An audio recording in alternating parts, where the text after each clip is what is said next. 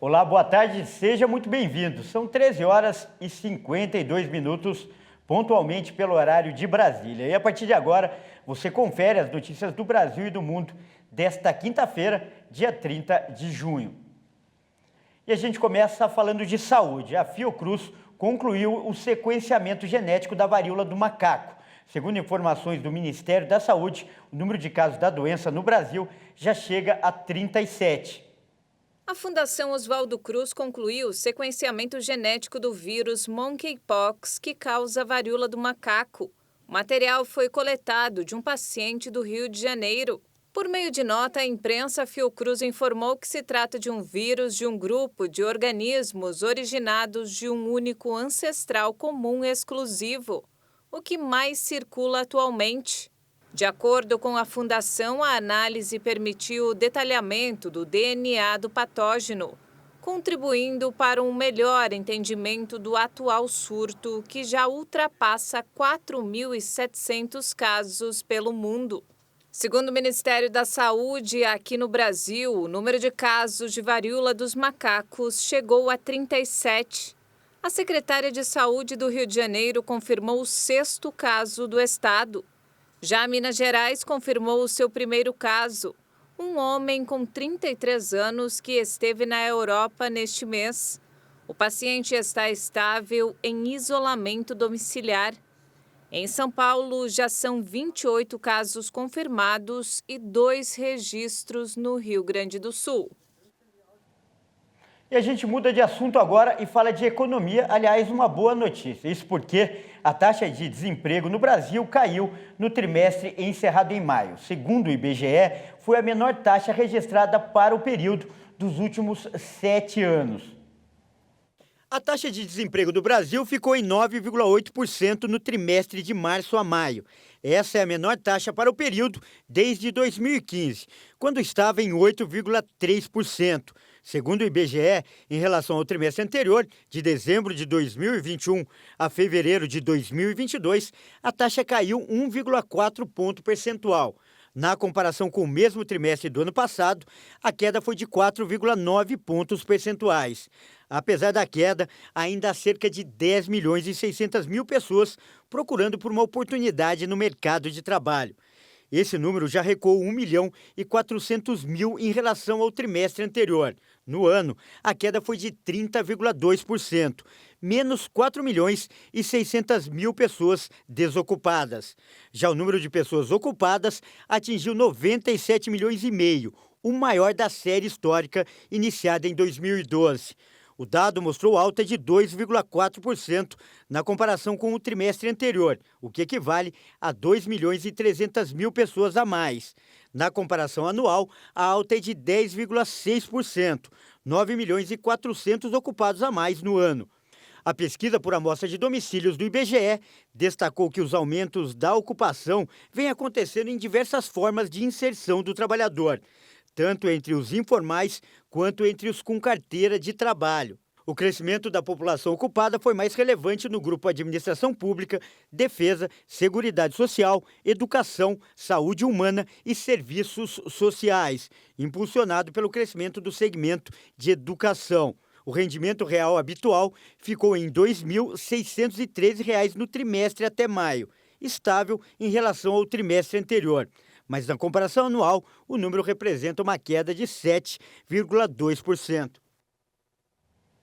E por outro lado, o Brasil bateu recorde de pedidos de demissão em 12 meses. Do total de desligamentos, cerca de 30% foram voluntários. O país registrou mais de 6 milhões de pedidos de demissão nos últimos 12 meses até maio.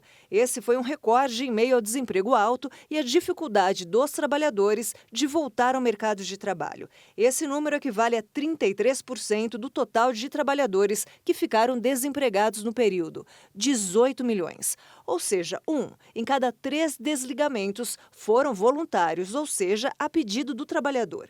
O levantamento é da LCA Consultores e leva em conta os dados do Cadastro Geral de Empregados e Desempregados, que contabiliza as vagas com carteira vacinada no país. Em relação a maio de 2021, quando houve 4 milhões de pessoas fora do mercado de trabalho, houve aumento de 50% no número de demissões dentro do acumulado de 12 meses. No mês de maio, foram 572 mil demissões voluntárias. Tanto no acumulado de 12 meses quanto em maio, São Paulo se manteve no topo dos estados com o maior número de pedidos de demissão. Todas as unidades da federação tiveram o maior número de pedidos de demissão desde janeiro de 2020, tanto no mês de maio como no acumulado de 12 meses. E a gente muda de assunto para falar das notícias internacionais. No aniversário de 25 anos do retorno de Hong Kong ao controle da China, o presidente Xi Jinping visitou a ilha para as comemorações. Acompanhado da esposa e do ministro das Relações Exteriores, o líder foi recebido por estudantes com bandeiras e flores, dançarinos vestidos de leões e alguns jornalistas credenciados. Por ocasião do 25º aniversário do retorno de Hong Kong à Terra-mãe, venho novamente fazer uma visita. Estou muito feliz. Meu coração e o coração do governo central sempre estiveram com os compatriotas daqui.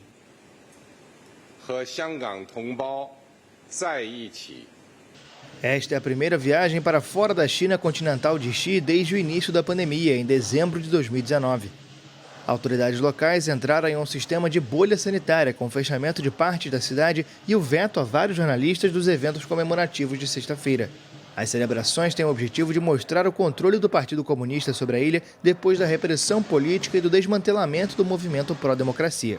Tradicionalmente, o aniversário da Devolução, que aconteceu em 1º de julho de 1997, é marcado por manifestações pacíficas de milhares de pessoas.